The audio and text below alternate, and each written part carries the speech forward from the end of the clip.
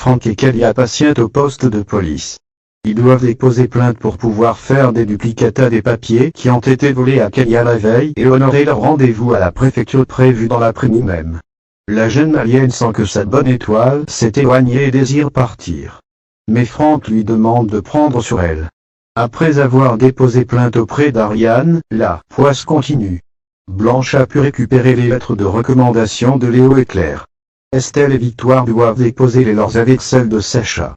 Il ne reste que le justificatif de domicile à imprimer, mais l'imprimante est à court d'encre. Franck et Kélia arrivent en retard à la préfecture. L'employé qui les avait reçus la dernière fois est parti à la retraite. Sa collègue explique à Franck et Kélia qu'avant son départ, il ne voulait pas de conflit et avait tendance à vouloir naturaliser tout le monde. Il leur a donc donné de faux espoirs. L'employé de la préfecture se montre intraitable avec Kélia. Elle reproche à la jeune femme de ne pas avoir demandé son statut de réfugié pendant le délai légal imparti. Il ne reste qu'une solution, retourner aux douanes, mais cela signifie que Kélia risque une reconduite à la frontière. De retour au Mistral, la jeune femme se demande si elle ne ferait pas mieux de rentrer au Mali. Mais Franck lui propose une solution radicale qui réglerait tous ses problèmes, se marier. Franck veut donc faire un mariage blanc, mais pour Kélia c'est une mauvaise idée. Baptiste a demandé à Emma d'acheter un pied d'atelier. La jeune femme s'adresse à César pour savoir comment elle doit procéder pour le paiement. César voit là un moyen de passer du temps avec la jeune femme et lui propose de l'accompagner pour l'aider à transporter le pied d'atelier. Emma n'est pas dupe. Elle sait que César n'a aucune raison de l'accompagner, elle lui explique qu'il s'agit d'une mauvaise idée. César prétend à Emma qu'elle est parano. De son côté, Barbara reçoit la visite de Baptiste.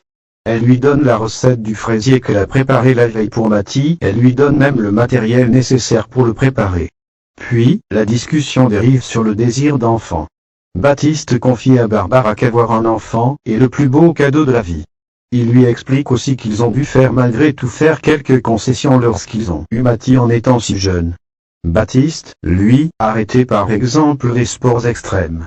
Par la suite, Kevin se rend à l'atelier de Baptiste et César répare.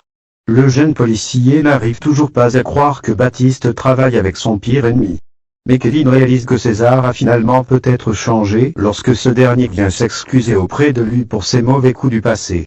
Baptiste pense que Barbara exerce une influence positive sur César. Mais ce dernier a une idée derrière la tête.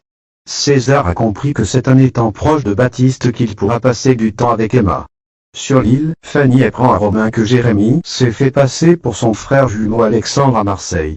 Pour Vidal, le plus important est de trouver la couronne du Dahomey. Fanny pense qu'Alexandre, qui connaît l'île mieux que quiconque, est la personne la mieux placée pour l'aider. Romain demande à Fanny de choisir entre lui et Alexandre.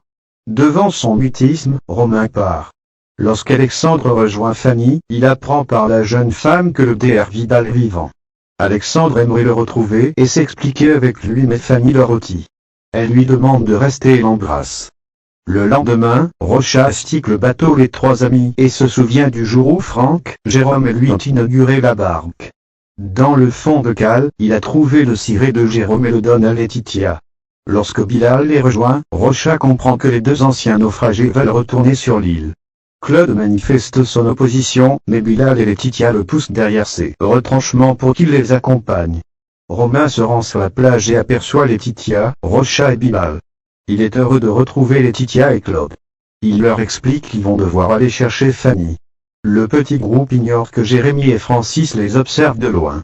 Le chef de la famille Soubéran alia le grand cornu demande à son fils d'aller chercher des explosifs et un détonateur.